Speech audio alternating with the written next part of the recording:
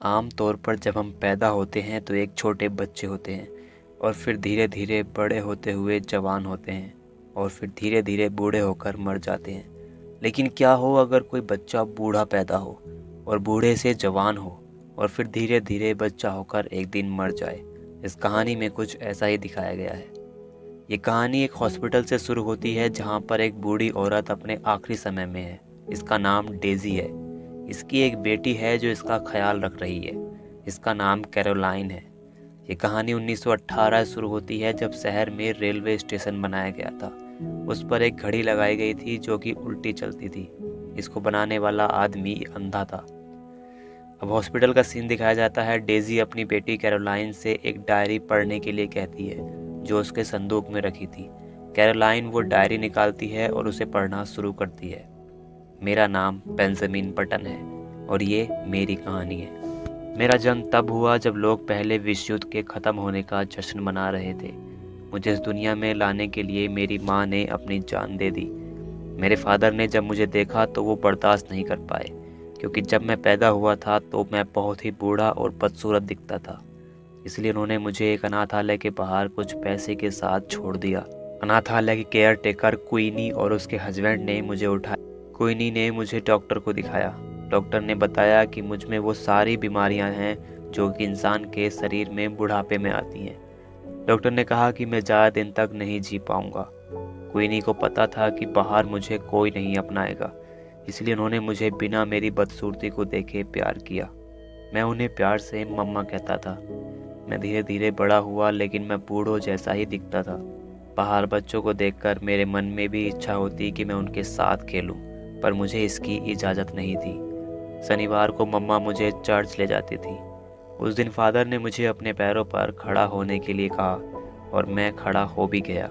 वो इसे चमत्कार मान रहे थे, पर मुझे महसूस हो रहा था कि मेरे हाथ पैर धीरे धीरे मजबूत हो रहे हैं। एक दिन हमारे घर क्वीनी के हस्बैंड का दोस्त आया। वो मुझे बाहर घुमाने ले गया। उसने मुझे एक फ्रूट बियर पिलाई। उसके बाद वो एक लंबी औरत के साथ चला गया, मुझे अकेले छोड़कर। मुझे घर का रास्ता अभी ठीक से याद नहीं था, इसलिए मुझे घर पहुंचने में काफ़ी दिक्कत हुई। मैं देर रात घर पहुंचा। जब मैं घर पहुंचा तो मम्मा मुझ पर काफ़ी नाराज़ हुई।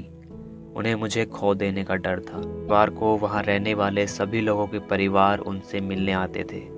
उस दिन मेरे साथ रहने वाली एक बूढ़ी औरत मिसिस फोलार की पोती उनसे मिलने आई। उसका नाम डेज़ी था। उसकी गहरी नीली आंखें मुझे आज भी याद हैं। जब सब खाना खा रहे थे तब मम्मा ने सबको बताया कि ऊपर वाले ने उनकी सुन ली है, वो प्रेग्नेंट है। ये सुनकर न जाने क्यों मेरे मन में एक बेचैनी सी हुई। ऐसा लगा किसी ने मुझसे एक ही झटके में सब कुछ छीन लिया है। रात को जब मैं सो रहा था तो डेज़ी ने मुझे उठाया। हम दोनों एक मेज के नीचे बैठकर खेल रहे थे। तभी डेज़ी की दादी मिसिस फोलार वहाँ आई। वो डेज़ी को ऊपर ले गई। उन्होंने मुझे कहा कि मुझे शर्म आनी चाहिए। मुझे ये अजीब लगा, लेकिन फिर मम्मा ने मुझे समझाया कि वे लोग कभी नहीं समझ पाएंगे कि तुम बड़े आदमी के शरीर में एक छोटे बच्चे हो। मुझ में काफ़ी बदलाव आने लगे थे। बूढ़ा होने के बाद भी मैं खुद को जवान महसूस करता था। अब हॉस्पिटल का सीन दिखाया जाता है जहाँ कैरोलाइन ये कहानी पढ़ रही है। उसकी माँ डेज़ी को कुछ प्रॉब्लम होती है, इसलिए वो नर्स को बुलाती है। नर्स दवाई की डोज बढ़ा देती है जिससे उसे आराम मिल जाता है। अब कैरोलाइन कहानी आगे पढ़ना शुरू करती है। मुझे कभी कभी घूमने के लिए समुद्र के किनारे यार्ड पर जाने की इजाज़त थी। एक दिन शिप के कप्तान का एक आदमी काम पर नहीं आया। उसने वहाँ पर सबसे एक दिन के लिए काम करने के लिए पूछा। मैं तैयार हो गया। मुझे वहाँ इतना मज़ा आ रहा था कि वो काम मैं बिना पैसे के भी कर सकता था। ये देखकर शिप का कैप्टन भी खुश था। उसका नाम माइक था। उसने मुझसे पूछा कि मैं लास्ट बार किसी औरत के साथ कब था। मैंने कहा कभी नहीं। ये सुनकर वो हैरान था। इसके बाद वो मुझे जहाँ ले गया, मुझे बाद में पता चला कि उसे कोठा कहते हैं। मैंने यहाँ जो किया वो मैंने पहले कभी नहीं किया था। जब मैं यहाँ से बाहर निकला तो एक आदमी ने मुझे लिफ्ट दी। उसका नाम थॉमस बटन था। वो मुझे एक बार में ले गया जहाँ मैंने पहली बार शराब पी। थॉमस की वाइफ अपने बच्चे को जन्म देते हुए मर गई थी। ये उसी ने मुझे बताया। थॉमस ने बताया कि उसकी बटन बनाने की एक फैक्ट्री है। अगले दिन रविवार था। डेज़ी अपनी दादी से मिलने आई। जब वो आती तो मुझे बहुत अच्छा लगता था। उस रात को मैंने उसे कैप्टन माइक से कहकर शिप पर समुद्र की सैर कराई। मैं अपनी उम्र के 17वें साल में था जब मैंने मम्मा के घर को छोड़ा। मैं शिप पर काम करने चला गया। मेरे जाने से डेज़ी दुखी थी। उसने मुझसे पोस्ट कार्ड लिखने के लिए कहा था और मैंने भी उसे हर जगह से पोस्ट कार्ड लिखे।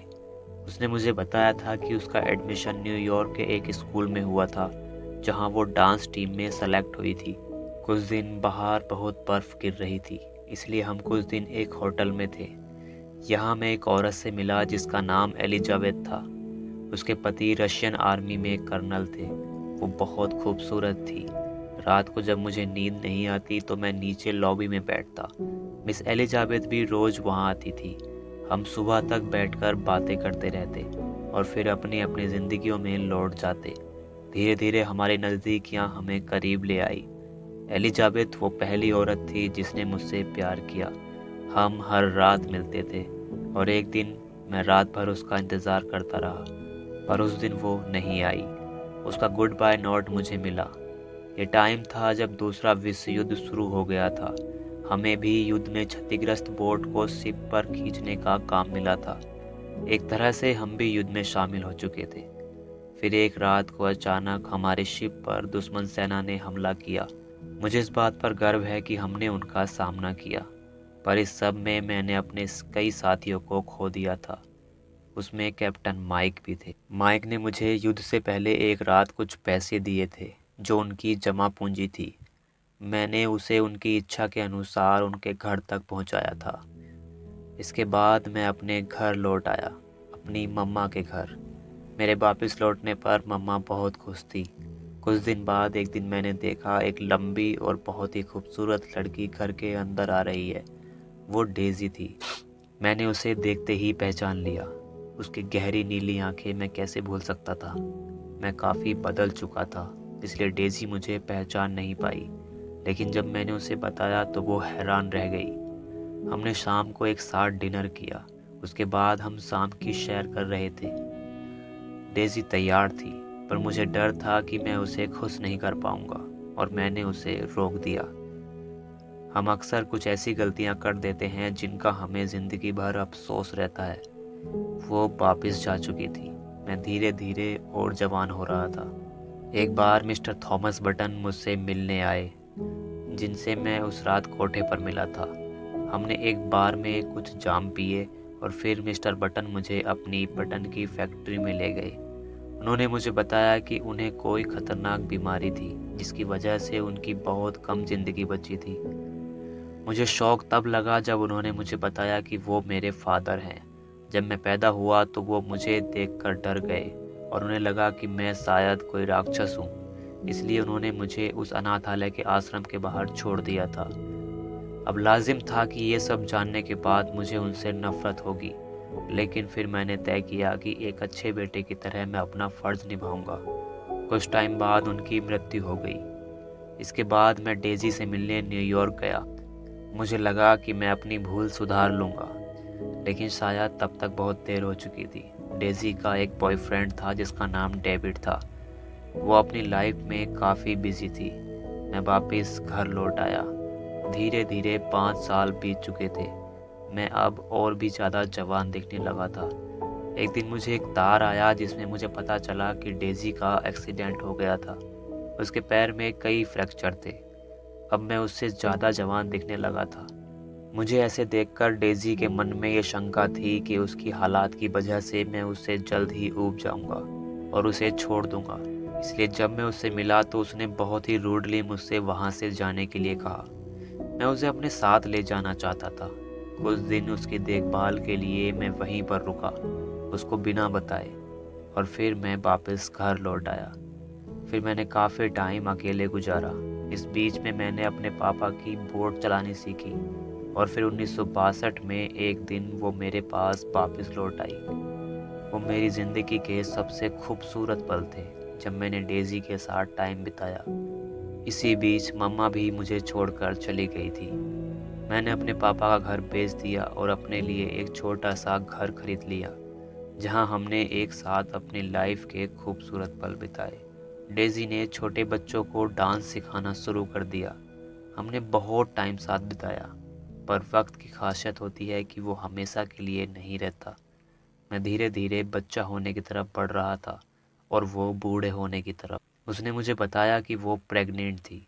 मैं बहुत खुश था, पर साथ ही परेशान भी कि अगर ये बच्चा मेरे जैसा हुआ तो क्या होगा। डेज़ी को यकीन था कि वो एक अच्छी फैमिली बना लेगी, लेकिन ये इतना आसान नहीं, और किसी के लिए भी एक ऐसे इंसान को पालना आसान नहीं था जो धीरे धीरे बच्चा बनने वाला हो। डेज़ी ने एक बेटी को जन्म दिया। मेरे पास और कोई रास्ता नहीं था, इसलिए मैंने डेज़ी को किसी अच्छे आदमी से शादी करने के लिए कहा ताकि उसे एक सहारा मिल सके। मुझे पता था डेज़ी मेरे रहते ये एक्सेप्ट नहीं करेगी, इसीलिए मैं अपनी आगे की राह पर अकेले ही निकल गया। अब यहीं पर कहानी में हमें पता चलता है कि जो लड़की हॉस्पिटल में ये कहानी पढ़ रही है वो बेंजामिन और डेज़ी की बेटी है। अब कहानी यहाँ से आगे बढ़ती है। मैंने अपने कई साल भारत में बिताए। वहाँ कई जगहों को मैंने एक्सप्लोर किया। एक दिन मैं वापस डेज़ी से मिलने गया। मैंने वहाँ पहली बार अपनी बेटी कैरोलाइन को देखा। वो 12 साल की थी। वो बिल्कुल अपनी माँ पर गई थी। मैं डेज़ी के पति से भी मिला। डेज़ी ने मुझे बताया कि वो एक नेक इंसान है। उसने मुझसे पूछा तो मैंने उसे बताया कि मैं एक होटल में रुका हूँ। वो अगले दिन मुझसे मिलने आई।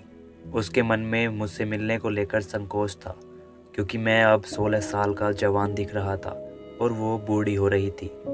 पर मैंने उसे कभी प्यार करना नहीं छोड़ा था। वो कुछ देर रुकी और फिर चली गई। इसके बाद डायरी में आगे कुछ भी नहीं लिखा था। हमें हॉस्पिटल का सीन दिखाया जाता है और इसके आगे कहानी डेज़ी बताती है। वो बताती है कि बेंजामिन कैसे धीरे धीरे बच्चा होता गया और उसने एक दिन उसकी ही गोद में दम तोड़ दिया। दोस्तों, हम इस दुनिया में आकर अलग अलग कैरेक्टर प्ले करते हैं। कोई अच्छा आर्टिस्ट होता है, कोई अच्छा डांसर और कोई अच्छी माँ। यही सच्चाई है। तो बस यहाँ फ़र्क सिर्फ इस बात से पड़ता है कि हम हमेशा एक बेस्ट एक्टर बनते रहें और अपने कैरेक्टर को अच्छे से प्ले करते रहें। दोस्तों, ये कहानी आपको कैसी लगी हमें कमेंट करके ज़रूर बताएं। आने वाली वीडियो में आप किस तरह की मूवी की एक्सप्लेनेशन सुनना चाहते हैं वो भी हमें कमेंट करके ज़रूर बताएं। और हमें सपोर्ट करने के लिए हमें लाइक और सब्सक्राइब जरूर